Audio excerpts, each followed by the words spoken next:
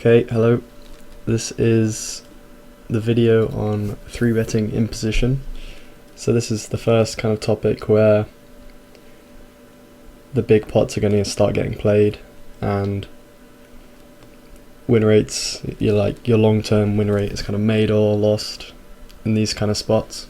So knowing how to 3-bet in position correctly is a pretty huge thing. It's a spot where any good player should be just printing like so much money, it's ridiculous. You're going to have a very strong range, you're in position, and you get to play a massive pot. And if they call out of position and you see the flop, they're going to be capped, and like you should just be completely crushing them. So in terms of value hands, that is. So you should just be printing money. So it's important to know how to play these spots correctly. So what's the logic behind 3-betting? Obviously 3-betting in general can be in and out of position, but this video is just going to be on in position. So the main reason, or the initial reason, is to get extra value with our strong hands. So maybe back in the day, from what I hear, people only kind of 3-bet kings plus, and then they'd only 4-bet, 5-bet aces. Obviously nowadays strategy has changed so that people go a lot thinner for value, and call 4-bets. And yeah, we'll just spice it up with a wider range of hands. So, initially, if people were only 3-betting these hands, from what I heard, on like 2+2 in like 2000 and like, I don't even know when it was, like 04 or something, people were advocating folding ace king to 3-bets, but they'd call with deuces and threes to try and make a set, just because the set value is so big. Obviously nowadays it's better to continue with a hand like ace queen, if the guy's range is like better, like just weaker, more polarized. It's got some hands like this in which get dominated, some hands like king queen suited, king jack suited, and then obviously these kind of pairs perform way worse because the unpaired hands can overtake, and they can also bluff off against the small pairs. So kind of pocket pair defense will start at like maybe sevens. Sorry, this is referencing to kind of like under the gun and MP and a 3-bet by one of these positions, just on average. But yeah, the pairs will start a lot higher than deuces, and some unpaired hands will be in the defending range as well. So just to go through the quick like evolution of kind of pre-flop wars. So yeah, the initial strategy would be to fold to 3-bets a lot because the range is very strong.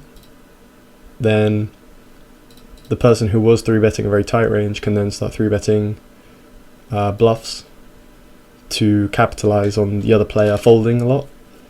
I mean, I think people were stickier back then, but you get to free roll flops, and maybe they played soft and they folded in a lot of like obvious spots where you can bluff in. But yeah, then the obvious adjustment for the open raiser is to fight back and defend with some 4-bets and some calls to stop the 3-bet bluffer from printing a lot of money.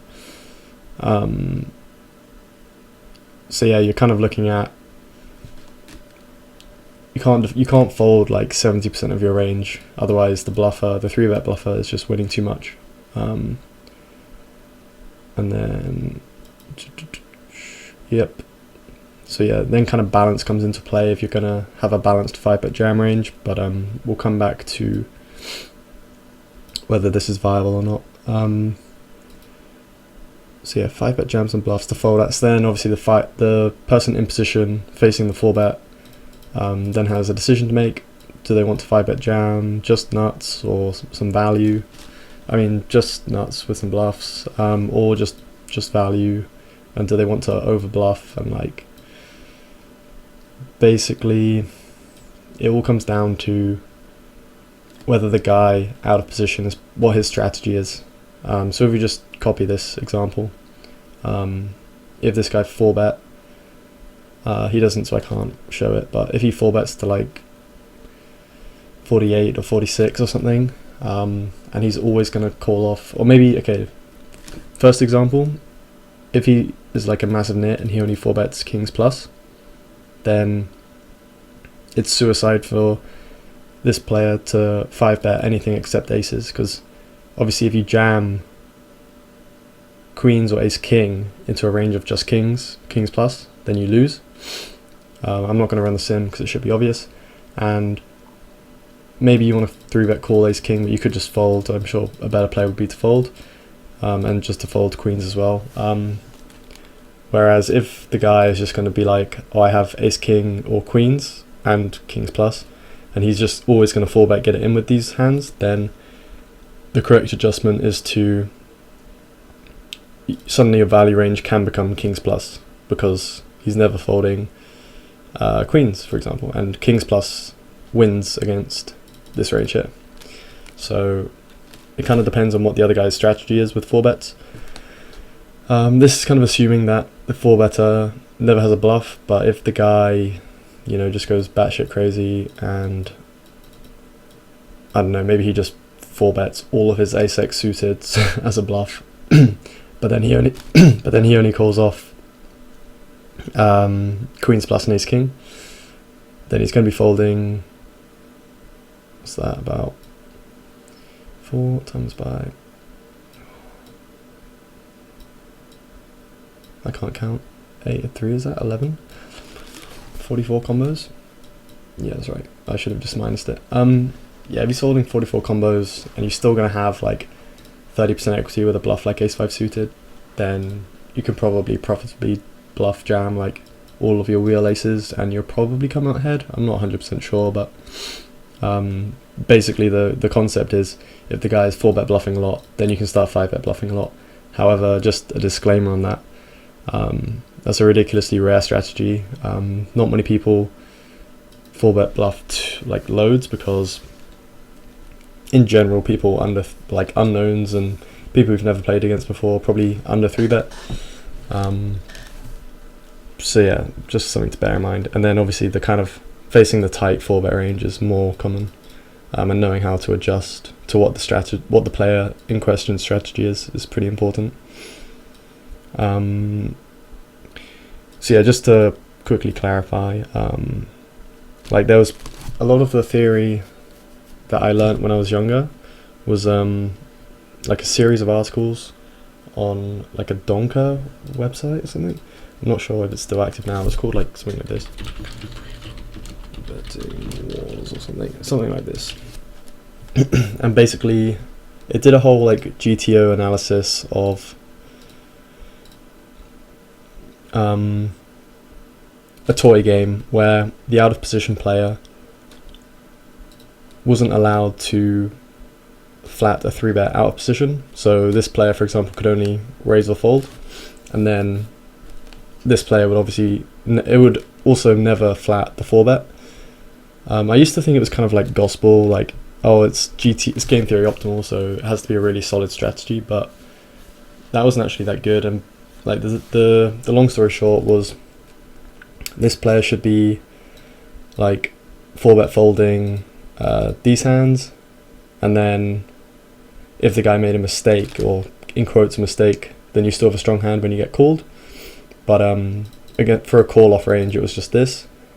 Then this player would have a balanced 5-bet jam range of like this or something, and basically the EV of including these was when like it was this guy profited because this guy had 4-bet folds in the form of these hands and stuff like that. So that was very tight and stuff, whereas current day strategy is kind of like the player who was the last raiser can flat at any point and it can still be part of a decent strategy, or like not a terrible strategy. So like I raise, when the action comes back to him, you're going to experience this player folding, calling and raising. I mean, this is really obvious now that now that I hear myself speak, but yeah, this article that, you know, I took pretty seriously and other people might have taken pretty seriously was advocating raise or fold out of position, and it worked out to be 30% frequency of 4-bets, 70% folding, mainly folding obviously because these guys can also defend against the 3-bet, and then yeah, folding to 5-bets correctly or whatever. But yeah, just in modern day games, because there's a lot of calling, it means the kind of the 4 bets or the next re-raise, it's going to be even more polar, or just really nutted, you know.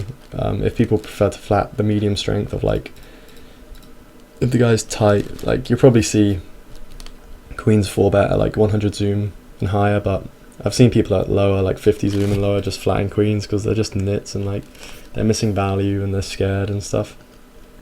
But they'll flat quite wide. Even ace king they can flat. So one adjustment to this is to 3-bet a higher frequency, because when you get flatted, you get to free roll the board. So, you know, a hand like ace 5 suited can overtake these hands quite easily. You know when you've realised your equity when you're making like a flush draw, or when you spike an ace and you kind of just check it back and play it slow and try not to get coolered by ace king or ace queen. So that's one way to counter people who 4-bet very tight. Just a quick note on sizing as well. I think in the past people would kind of 3-bet, they'd raise bigger pre, like 3.5x or 4x, and the 3-bet would just go to pot or something. Nowadays people are, I mean, I've always generally potted it in position, but I'm trying to like induce like wider calls with a hand like this. Like the value of ace king's going to drastically go up if by 3-betting smaller, you know, maybe basically if I'm in player 1's position and I'm getting like better than 3-1 with ace queen off, I'm probably just going to call anyway. And even some of these hands which I might typically fold, I'm also going to call lower pairs, which I can outplay, this player can outplay easier. So yeah, raising smaller can keep in some more hands you dominate. Also, if this player reads this as weakness, this raise size can induce, you know, maybe a 4-bet bluff with ace queen off, or just a wider 4-bet range, which you can then just flat, and you're going to be in position playing a massive pot. Your hand's going to play pretty well. So yeah, these are just some things to consider. Like, whereas if you're going for, so like what I've been doing recently is, if your plan is to raise call, go for a small sizing, and then so like a hand, so in this exact position I might be raise calling, probably not jacks in this exact spot. This is quite a rare spot because we're in the first 2 position, but I'll probably raise call these hands, and maybe even kings, maybe raise call. I probably wouldn't just blindly punt in kings against under the gun 4-bet. It depends how, you know, what this player was doing, but something like this. So, and then when you bluff, so then I include some bluffs to balance with this. Maybe, I think in these positions I'd prefer kind of the better blockers rather than a 5 and a 4. A jack and a 10, it just blocks maybe some cold 4-bets, and also gives me more fold equity against this guy's continuing range, because obviously I block jacks and 10s, whereas these block a whole lot of nothing. These aren't really going to be continued with. In real life, another note on blockers will be coming up. So yeah, my range might look something like this, or like that. And then against the 4-bet, maybe I'd peel depending on the price with my bluffs, but I probably just fold them, or try to, if you went for a big sizing. And then, what am I talking about? Yeah, so with the small size, these get better efficiency. So they're also kind of merged. So if he does call a hand of similar strength, you're going to be in position with the same strength hand, so you can outplay and just kind of, you're going to chop anyway, but because you're in position, you have extra expected value against those hands. So that's pretty good. But if you were bluffing, say, any one of these, when it does get through, you lost less. You lost less, yeah. So yeah, that's just called like bluffing efficiency or whatever. Whereas if you have like a hand that you're willing to get in, so definitely aces and maybe some other stuff, kings in this exact spot, then you can go for a bigger sizing. You could just go, like if I think this guy is just, he's going to play his ranges very statically, like if he's just always going to defend with these hands, he's never going to fold them no matter what, then I could just go to like 20, let's say. I think if you pot it, it might even come out as 21. I can't remember exactly. 30.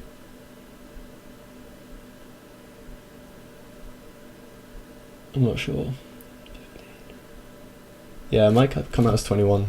I can't remember. But yeah, you could go for a bigger sizing, and basically you're just trying to get the folds through as fast as possible. So maybe if you, I mean, it's hard to pick better bluff hands than these ones because they have the ace blocker and they have good pot equity when they're called. Let me see. Maybe an ace jack off or ace queen off. If you just want to get the fold through pre-flop, then you could go for a larger sizing, more polarized, and you're more nutted. And then obviously, kind of, if you play against the player a lot, so for the first few times you do this, he probably won't even notice you're doing a mixed strategy, let's say, of bet sizes. But you know, if you think he is adjusting your opponent, then obviously you can start inducing. So with the small size, you put your strong hands, or just put them all together. Then you'll get the 4-bet higher at a higher frequency. Then you can, you know, 5-bet jam, which is nice, or call, slow play, try and trap. So these are just some strategies to think about if you haven't thought about them already. So yeah, I've got a whole collection of notes here, which I'm just making sure I cover all bases with. So we kind of talked about the nitty player who only 4-bets this range. You know, just jam kings plus and then call the chop hands and try and outplay and have a better expectation than his ones. You know, if you both have ace king on a board which you both brick on, you might be able to get the bluff through on the river, for example. So yeah, should you include like minus EV bluffs? You can, like, if you're gonna bluff with like these kind of hands and they're gonna lose you -3 BB 100, let's say, sorry, -3 big blinds per hand, which is not unreasonable. Some of my bluff hands in my database can lose me like -3 over their lifetime. Should you include them? Well, common knowledge says no, because obviously they're minus EV, but if they are in like adding massive value to aces and kings and other strong hands, then yeah. But the sample size is generally, sorry, the number of times you play against that particular opponent or any opponent, it's going to be so small that it's probably just best to keep them out. So just cut out bluffs which are minus EV, I would say. People are just going to play probably quite static against your ranges. Like, they're going to look at their hand and just play it the same way, whether with your 3-betting a tiny bit wider, they won't even notice. It will take them so long for their hub to adjust. So I would just say cut out minus EV bluffs. So yeah, what can we do? What hands are good as a 3-bet bluff? So you want to, on the surface, you just want to block his continuing range, which would be his 4-bets and his calls out of position. So if we look at the standard kind of MP open raising range, 17.5%. Then if we do, so this is just what I looked in my database. The ratios turned out pretty nicely. Most people 4-bet 20% of their range, which would be about 3.5% or whatever. Most people fold 40%, and then the other 40% is also called or fold. 40% call and fold. So yeah, it's just 40%, 40%, 20%.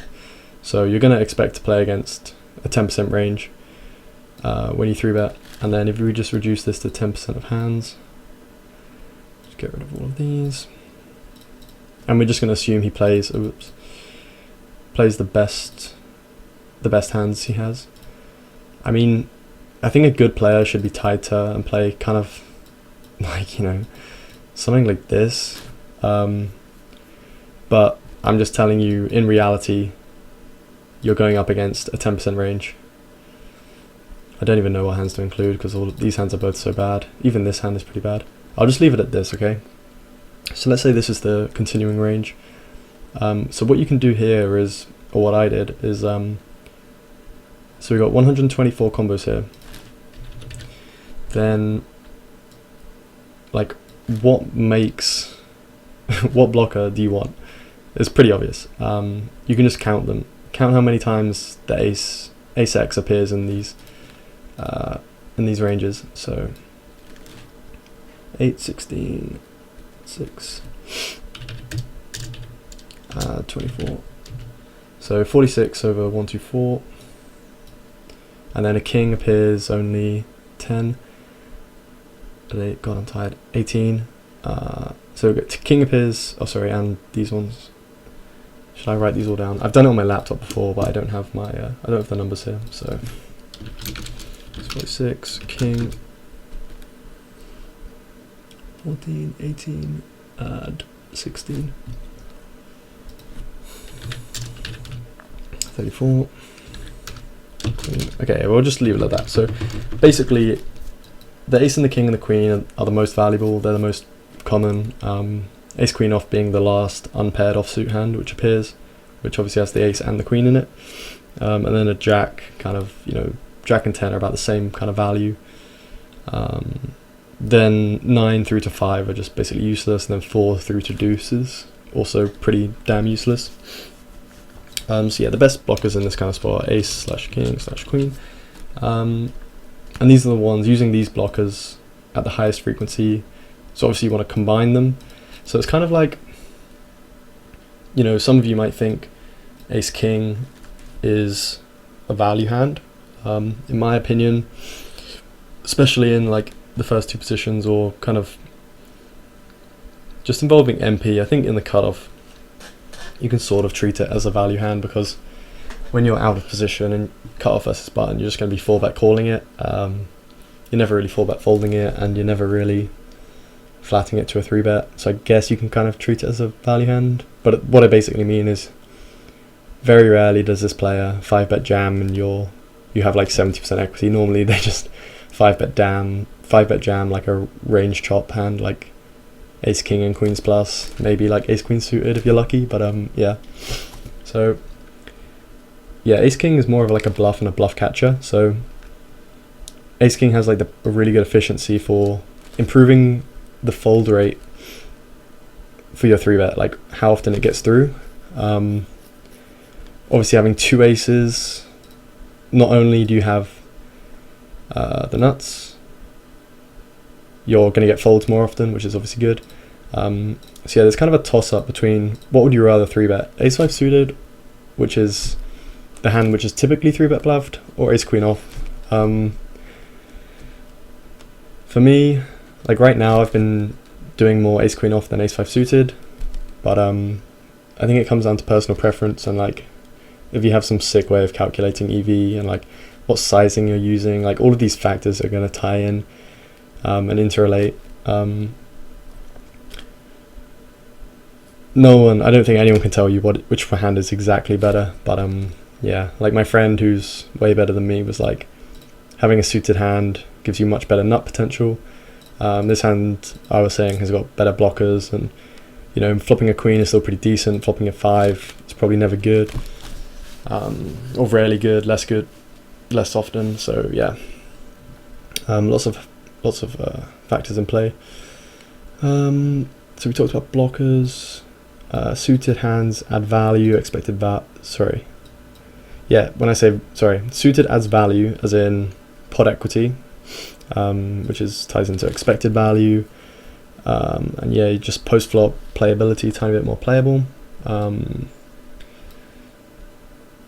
Yep, connectors, low suited connectors. I've kind of basically, some like Poker Snowy advocates 3-betting, like 3-bet bluffing these hands. I thought it was because they were live and they could overtake the calling range in a better way and make some strong hands and win some stacks. However, well, he's not really a friend of mine, but a guy on Reddit who seems like a pretty cool guy, Skeetrag, he said these hands are 3-bet because they block Snowy's like kind of GTO 4-bet bluffs, so you're going to get 4-bet less often. I don't really see people 4-bet these kind of hands very often, so I don't think it actually applies that much in practice. So for the last like week or so, or whenever I read it, I stopped 3-betting these, just just because if that is the logic behind why Snowy likes to 3-bet these hands, then it doesn't make sense to 3-bet them in current games because people aren't 4-betting these two hands here. So yeah, I just thought that was interesting and I thought it was worth mentioning. And then yeah, I just mentioned which is better, ace-5 suited, ace-queen off. It's going to be, you know, it's going to be close either way. So yeah, the next thing I want to talk about is why would you 3-bet ace-queen if it doesn't have 50% equity versus the continuing range? So let's put the continuing range in. Let's go to 6s, let's say. Is that 9.5 or something? 5s. Okay, let's just put this in. So, like ace-queen against this range looks somewhat strong, but it's not actually a value 3-bet. And for something to be a value 3-bet, or just a value bet in any sense of the word, it's meant to have 50% or more equity against the continuing range, so that for every dollar you put in, you're expecting to get, you know, $1.10 back or more. So yeah, why would you 3-bet ace-queen off in this spot when it's clearly, in quotes, minus EV? Well, if you just look at the table, you've got to remember that when this guy opens and you 3-bet your range here, if you can fold out like pocket 7s, pocket 8s, just like ace-jack suited maybe, that's a really good success, you know. So even though when you get called you're behind or whatever, you might have had a really good success against one of these guys' hands.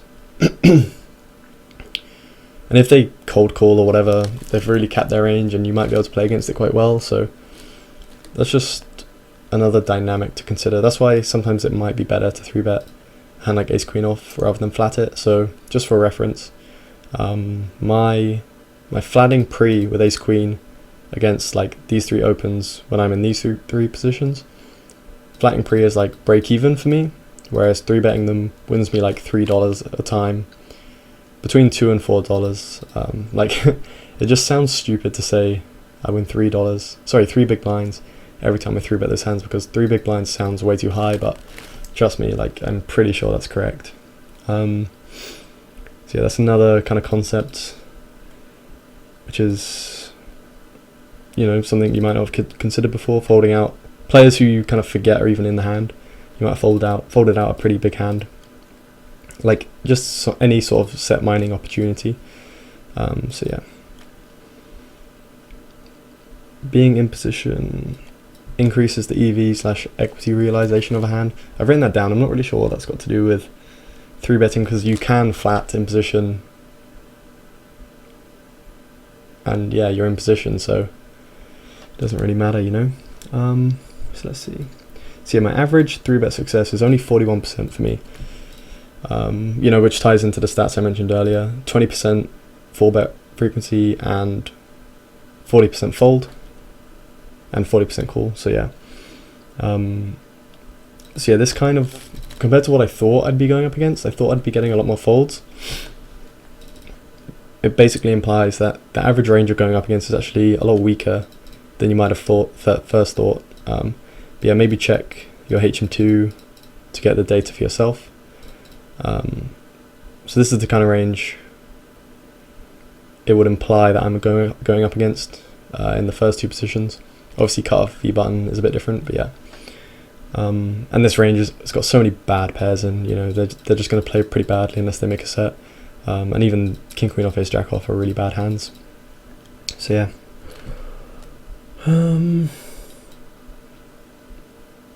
So yeah, I've talked about the Donker articles.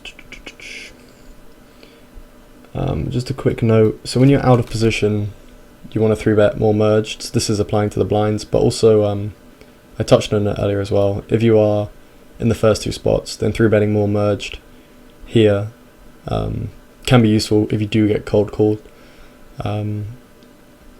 If you're on the button and you're last to act, you want to be like super polarized, because you're the last to act. Is that right? Is that the logic? I guess it is. It's kind of, I think there's more factors in play, but basically I think in these exact positions it's better to 3-bet like kind of these types of hands, because you don't want to artificially increase the frequency you're going to get 4-bet by having like too much of these, because there's too many like kings, queens and aces floating around. You just want to try and stamp that out as soon as possible. So just try and keep, you know, to 2 good blockers might be my advice.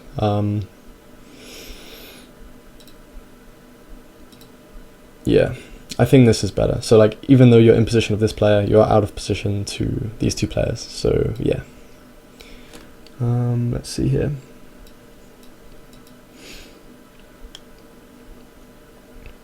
So yeah, Snowy, just although Snowy would 3-bet, Snowy would 3-bet 5-4 suited, 5-6 suited, and just snap fold to a 4-bet.